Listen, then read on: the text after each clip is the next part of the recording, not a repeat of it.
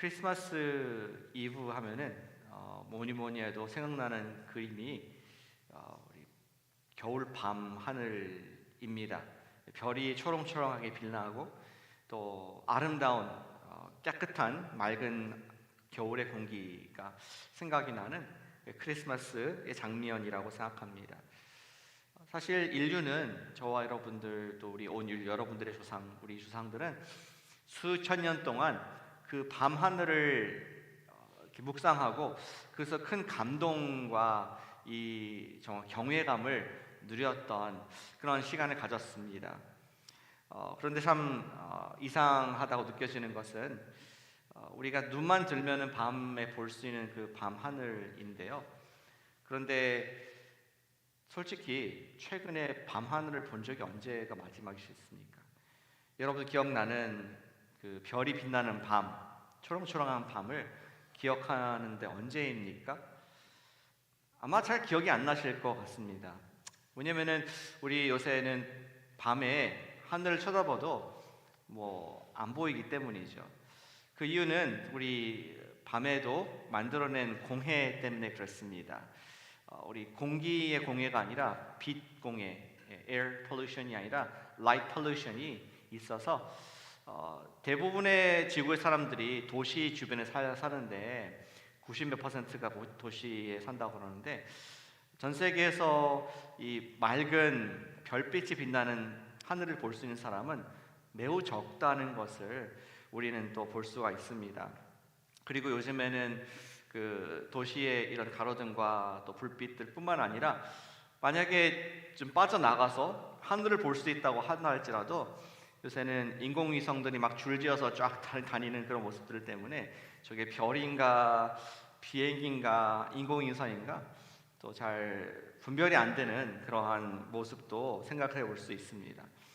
좀 엉뚱한 생각인데요. 만약에 그 2000년 전이 아니라 오늘날 동방 박사가 있었고 또 예수님께서 오늘날 아기로 오셨다면은 동방 박사들이 아기를 별 보고 찾아올 수 있었을까? 너무 밝아가지고 그 별이 보이지 않고 뭐 따라가는데 제 인공위성인지 진짜 특별한 별인지 구분하기가 어렵지 않았을까? 아마 예수님을 못 찾았을 것 같습니다. 오늘 같았으면은 시편 19편은 말하기를 하나님께서는 당신의 자연을 통해서 말씀하신다고 선포를 하고 있습니다. 낮은 낮에게 밤은 밤에게 이렇게 하나님을 이야기를 하고 있습니다. 그런데 저와 여러분들 너무나 많은 인공적인 것들에 man-made 것들에 둘러싸여 있어서 하나님께서 자연을 통해서 주시는 그 말씀을 우리가 잘 못 듣는 너무 우리의 삶, 인간의 이 모습에 갇혀 있어가지고 주님의 주시는 메시지를 놓치는 그러한 모습이 있다고 생각합니다. 비록 저와 여러분들이 뭐 밤에 불을 다 끄고 밖에 나가서 볼 수 있는 여유는 없다고 할지라도 적어도 오늘 성탄절 이후의 아침에 그 옛날 동방 박사들을 통하여서 특별히 그들이 본 별을 통하여서 우리에게 주시는 메시지를 우리는 들을 수 있어야 하겠습니다. 오늘 말씀 우리 제목은 크리스마스의 별이라고 적어봤습니다. 오늘 말씀과 같이 그 크리스마스 별의 이야기가 무엇이었는가를 우리 2000년 전 동방의 박사들의 눈을 통하여서 모든 시선을 아기 있게 맞출 수 있는 아침 되기를 소망합니다. 두 가지 우리 교훈, 크리스마스 별의 이야기의 교훈이 있습니다. 첫 번째는 별은 동방 박사들을 유대의 왕에게 인도를 했다는 것이었습니다. 같이 해주실까요? 별은 아기 왕께 인도했다. 아기 왕께 인도를 했다. 동방 박사들을 유대의 왕에게 인도를 했다는 것이 우리 크리스마스의 별의 스토리, 서머리입니다. 아기 예수님께서 유대 베들레헴에서 나셨을 때에 이례적인 에피소드를 전하고 있습니다. 우리 다시 2장 1절로 돌아가 보시겠습니다. 거기에 때와 또 사람을 말씀해 주고 있죠. 헤롯 왕 때 예수께서 유대 베들레헴에서 나심의 특별한 에피소드를 전하고 있는데요. 동방에서 박사들이 예루살렘에 이르러 말하되, 여러분 성경에 박사들이란 말의 각주에 보면은 점성술사들, 점성가들 이렇게 표현되어 있는 것도 볼 수 있을 것입니다. 좀 동방의 박사들에 대한 얘기를 조금 더 해보기를 원합니다. 동방이 어디 있는지 정확히는 알지 못합니다. 그런데 우리 유대 베들레헴에서 동방이라 하면은 지금은 그 자치가 그 당시에 사라졌겠지만 페르시아 지역이라고 생각을 합니다.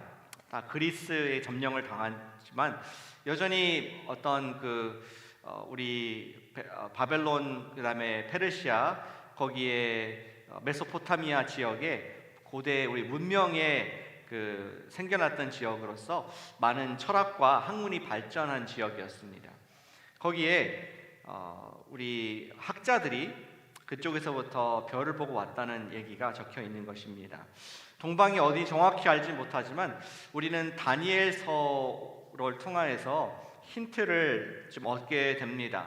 그 이야기 조금 생각해 보겠습니다. 유다의 우리 백성들이 바벨론 포로로 끌려간 것이 기원전 586년이었습니다. 근데 그 포로 중에 한 명이 여러분 잘 아시는 다니엘이라는 그런 청소년이었죠. 그는 하나님의 은혜를 입어가지고 그 궁정에서도 인정을 받았고 10배나 뛰어난 지혜를 가진 하나님의 사람으로서 하나님의 영광을 드러낸 그러한 사람이었습니다. 그런데 아시다시피 바벨론은 천문학, 철학, 점성술, 미래를 점치는 점성술 이런 것들이 발달한 나라였습니다. 하나님께서 다니엘을 높이셨는데 그 높이신 결과 그가 많은 그 바벨론에 있었던 철학자, 과학자, 박사들의 짱이 되었다라고 그렇게 얘기를 해주고 있습니다. 다니엘서 2장 48절 말씀을 같이 한번 읽어볼까요? 화면에 있습니다. 같이 읽어보겠습니다. 시작. 왕이 이에 다니엘을 높여 귀한 선물을 많이 주며 그를 세워 바벨론 온 지방을 다스리게 하며 또 바벨론 모든 지혜자의 어른을 삼았으며, 거기 한 장 더 넘기셔서 영어로 보면은 그를 Chief Prefect over the wise men of Babylon. 오늘 우리가 읽고 있는 그 현자 박사들의 장을 만들었다.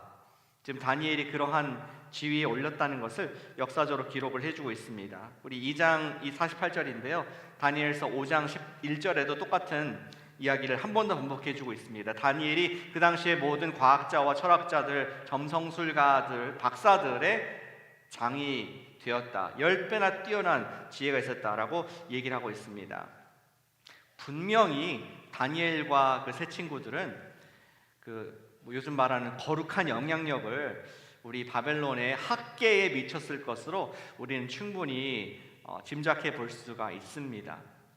다니엘은 그의 말년에 미래에 대한 예언을 많이 했었습니다. 다니엘은 9장에서 그 다음에 있을 우리 페르시아, 그리스, 로마 그리고 이상까지 미래에 대한 이야기를 했었는데요. 그 중에 한 구절이 다니엘 9장 24절 말씀이 있었습니다. 좀 다니엘 말씀이지만 좀 참아주시길 바랍니다. 연결이 됩니다.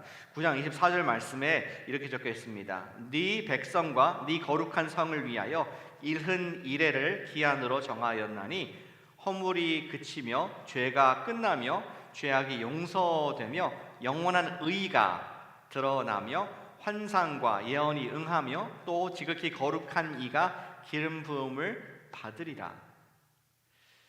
잘 보면은 묘사가 죄 용서, 의, 기름 부음, 예수님을 예언을 하고 있습니다. 아기가 기름을 부음 받은 그런 아기가 날 것이라는 것을 예언하고 있습니다. 이 다니엘이 예언했던 것이 기원전 500년대였는데 그것을 이 점성술가들이 페르시아의 다니엘의 밑에 있었던 리더십이 있었던 사람들이 모를 리가 없었습니다. 수백 년이 흘렀지만 밤하늘을 관측을 하던 동방 페르시아의 후예들이 한 특별한 별을 보면서 그것도 유대 쪽으로 향하는 그 별을 보면서 그들은 그 다니엘의 예언된 기름 부음 받은 자 그리스도 메시아의 나심을 그들은 생각을 했던 것이었습니다. 동방의 박사들은 별의 안내를 받아서 지금 그 왕을, 기름 부음을 받는 자를 찾아온 것이었습니다. 굉장히 흥분되는 그러한 프로젝트였을 것 같습니다. 어떤 라이프 이벤트, 내가 정말 여태까지 연구하고 추구했던 내 인생에 남을 만한 그런 인생의 마일스톤을 찍을 만한 기회였기에 그들은 많은 시간과 돈과 인생을 투자해서 이 놀라운 별을 따라왔던 것을 생각해 볼 수 있습니다. 우리 또한 밤하늘의 별을 보고 있노라면은 우리가 우주 가운데 어떠한 존재인가를, 우리가 뭐 점성술가는 아니지만 우리가 별을 보고 있노라면은 우리 온 우주 가운데 우리가 어떠한 위치에 있는가 자기 자신을 좌표를 찍어볼 수 있게 됩니다. 우리는 퍼스펙티브를 갖게 된다는 것이죠. 대우주를 창조하신 창조주 앞에서 내가 얼마나 작은 존재인가를 느끼려면은 밤하늘을, 별이 빛나는 밤을 보면 된다는 것입니다. 마치 그 옛날에 항해사들이 대서양을 건널 때에 뭐 GPS가 없었고 뭐 밤에 아무것도 시륵 같은 바다였지만 그들은 밤에 별을 보면서 자기의 좌표를 알고 또 나아갈 방향을 알 수 있었습니다. 마찬가지로 저와 여러분들도 지금 인생의 삶의 파도와 바다 가운데 떠다니는 그런 배와 같은 인생을 살고 있는데, 우리에게도 영적인 위치와 방향을 알려주는 역할을 하늘의 별들이, 영적인 별들이 우리에게 안내를 해줄 수 있다는 교훈을 얻게 됩니다. 다윗도 별들을 보면서 시편 8편을 기록을 하지 않았습니까? 그 시편 8편을 보면서 다윗은 하나님 앞에서 내가 얼마나 작은 존재인가, 주와의 손으로 만드신 해와 달과 별 이것들을 묵상하면서 내가 얼마나 그것에 비해서 너무나 먼지만도 못한 작은 존재인가를 깨닫는 동시에 그는 주께서 어찌 나를 생각하십니까? 나를 사랑하십니까? 그분의 크심과 또 내가 사랑받는 자인 것을 깨달으면서 다윗은 창조주를 경험하고 감사를 했습니다.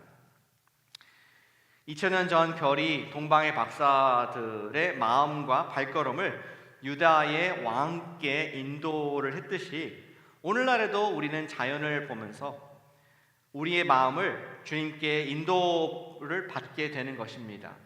매 월마다 계절이 바뀌는 거 보면서 우리는 주님을 경험을 할 수 있습니다.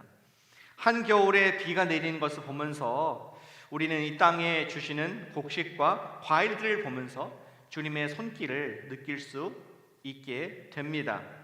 세상은 비가 올 때, 이번 주에 비가 왔죠? 지난주에 비가 왔었는데 비가 올 때 이렇게 말합니다.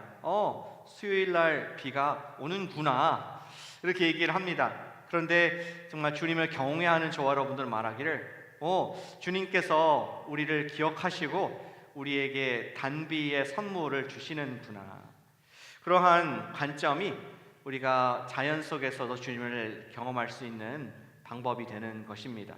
우리는 주님께서 자연을 통해서 당신의 말씀을 하시는 것을 자연 계시라고 일반 계시라고 말을 합니다. 우리는 자연을 통해 주시는 말씀을 들을 수 있어야 하겠습니다. 저는 지난 2주 전에 레이크 타호에 있는 유스 리트리트 장소에 답사를 다녀왔습니다. 거기 눈이 쌓여 있더라고요. 여러분 눈을 올해 본 적 있으십니까? 눈이 쌓여 있고 너무나 아름다운 풍경이었습니다. 눈을 보여주시죠. 여기 눈 사진이 있는데 너무나 아름다운 모습이었습니다. 그리고 오래간만에 느껴보는 그러한 그 눈이 호강을 했고 크리스마스의 분위기가 갑자기 확 느껴지더라고요. 그리고 예상치 못한 보너스가 있었습니다. 그것은 낮에는 눈을 봤지만 밤에 보니까 아주 그 달도 없고 그날은, 그리고 아주 깨끗한 화창한 그러한 하늘에 정말 그 별이 쏟아진다는 것이 무엇인가를 이렇게 느끼게 되었습니다. 빛이 없고 온 동네가 깜깜했기 때문에 별들을 많이 볼 수 있었습니다. 여기 화면에 있는 별들이 제가 찍은 겁니다. 제 전화기로 그래서 찍은 건데 잘 보이시나요? 이쪽엔 좀 파란색 별들이 있고 이쪽엔 좀 빨간색 별들이 있고 눈으로 봤을 때는 그냥 별이구나 싶었는데 찍어보니까 색깔이 다르고 너무나 아름답더라고요. 은하수를 보았습니다. 그리고 성운이라고 불리는 우리 네뷸라 이런 것도 볼 수 있었고, 북극성도 볼 수 있었고, 또 여러 가지 별자리들 보면서 참 너무 신비하고 아름답다. 이런 벨벳 하늘에 다이아몬드를 뿌린 듯한 그러한 경이로움에 빠져서 스타게이징을 했던 감동의 기억이 납니다. 이번 주 유스 학생들이 가는데 기대해도 좋습니다. 시편 기자와 같이 저는 고백을 하게 되었습니다. 사람이 무엇이간데 주께서 이 가운데 저를 생각하십니까? 하는 주님을 정말 높이는 시간들을 갖게 되었습니다. 사랑하는 여러분, 우리가 온 우주를 보면서 창조주를 보실 수 있기를 축복합니다. 같이 해보실까요? 온 우주를 보며 창조주를 보자. 창조주를 보자. 이번 주에 여행을 가는 분들이 있을 줄로 압니다. 오랜만에 산과 들로 또 떠나고 바다로 떠날 때에 그 아름다움과 신비로움을 볼 때 주님을 보실 수 있기를 축복합니다. 주님과 대화해 보시길 바랍니다. 여호와 우리 주여, 주의 이름이 온 땅에 어찌 그리 아름다운지요. 우리 주님께 그런 고백을 할 때에 정말 우리는 우리 인생의 좌표를 다시 찍게 되고, 퍼스펙티브, 인생의 관점을 갖고 무엇이 가장 중요한지, 무엇이 우리가 추구할 것인지 우리 주님께 인도를 받게 될 줄로 믿습니다. 크리스마스의 별은 박사들을 아기 왕께로 인도를 했습니다. 온 우주는 우리를 창조주께 인도를 합니다. 그것이 크리스마스 별의 스토리의 한 부분이었습니다. 그리고 스토리는 이어집니다. 별의 이야기는 무엇입니까? 동방의 박사들로 예언된 만국의 왕을 경배하게 한 것이 별의 이야기입니다. 같이 해주실까요? 별은 만국의 왕을 경배케 했다. 만국의 왕을 경배케 했다. 우리 3절 이하의 말씀에서는 그 별을 이제 몇 개월 동안 따라온 이후에 유다 땅에 도착한 동방 박사들의 이야기가 이어지고 있습니다.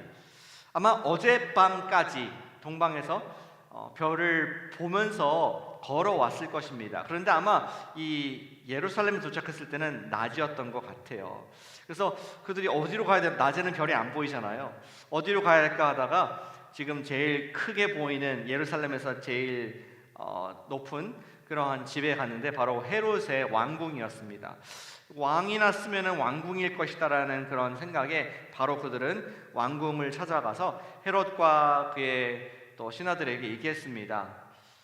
우리가 왕이 나왔다는 그러한 자연을 통한 계시를 받았는데 where, 어디 계시냐? 큰 소동이 일어나죠. 전혀 모르고 있었습니다. 헤롯은 알 수가 없었습니다.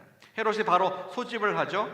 서기관들, 성경을 잘 아는, 예언을 잘 아는 그러한 성경을 필사하는 사람들을 불러다가 회의를 시켰습니다.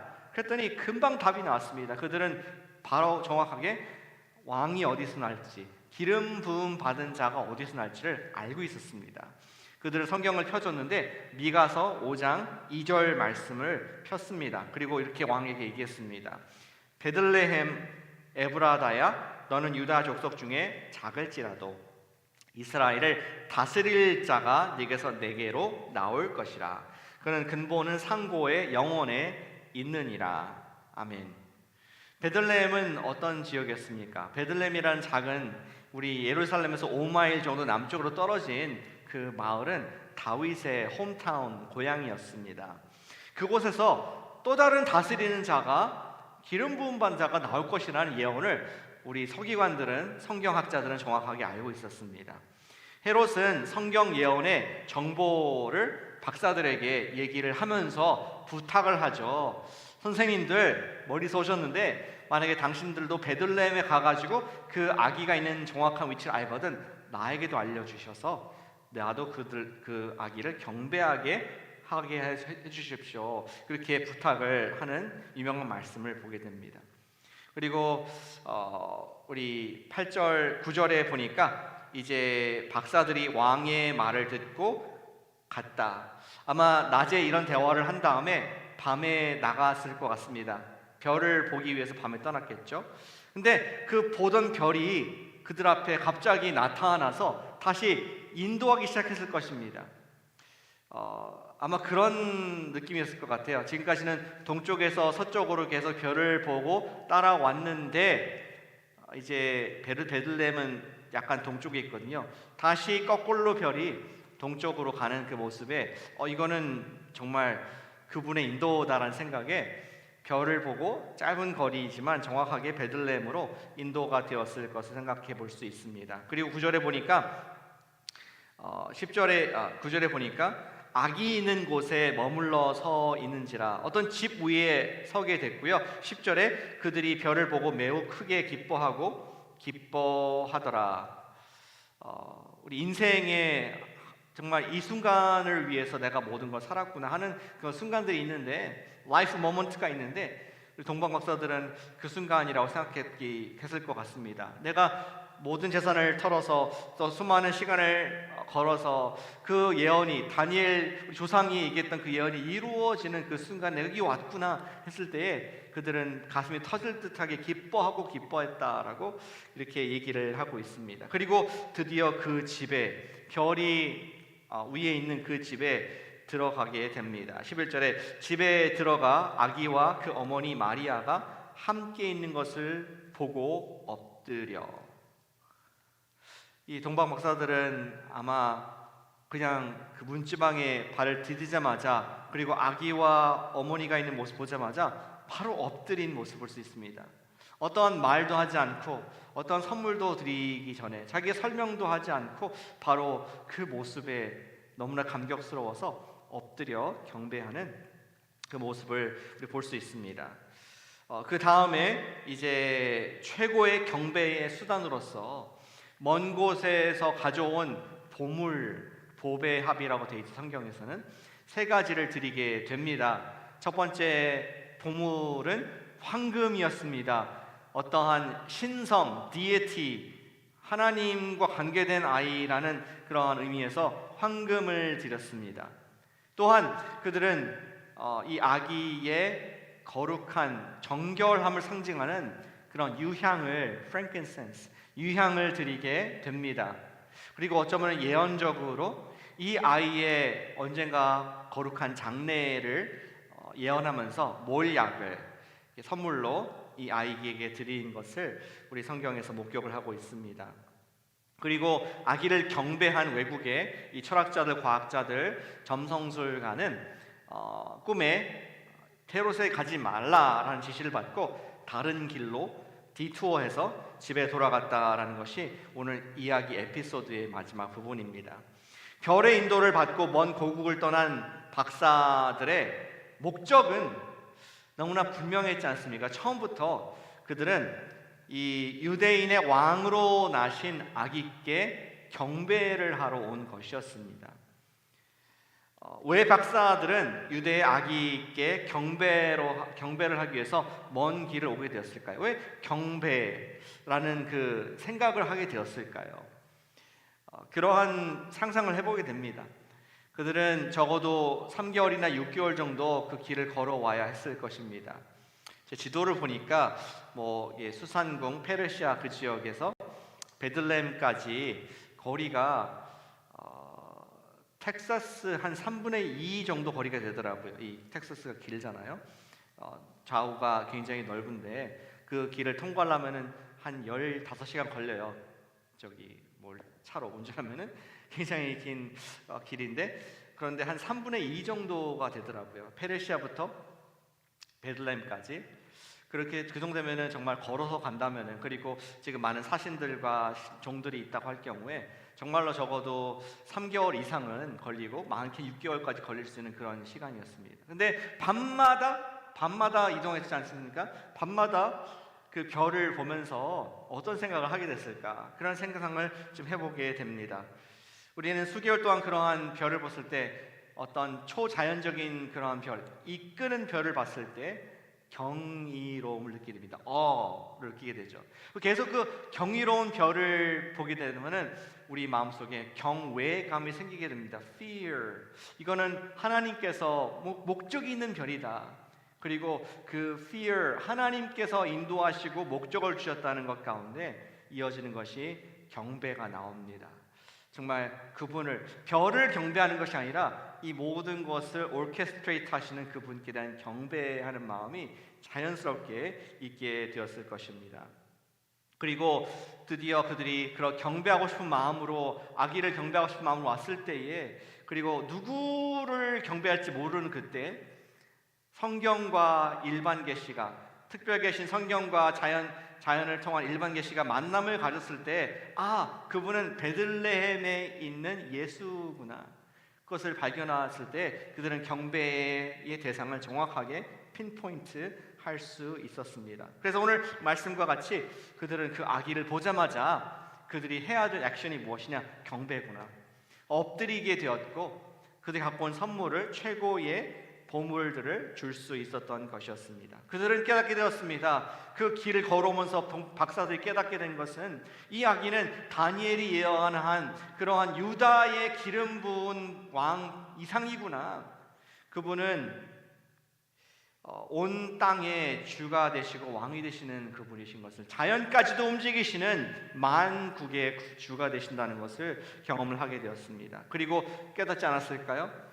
우리 같은 익명의, 이들한테는 익명의 동방의 외국인들로 하여금 그 별을 보고 유다 왕 예수를 만나게 하신 것은, 그분이 크리스마스의 아기는 유다의 아기뿐만 아니라 온 인류의 구세주가 된다는 것을 그들은 마음속으로 생각하게 되었을 것으로 생각합니다.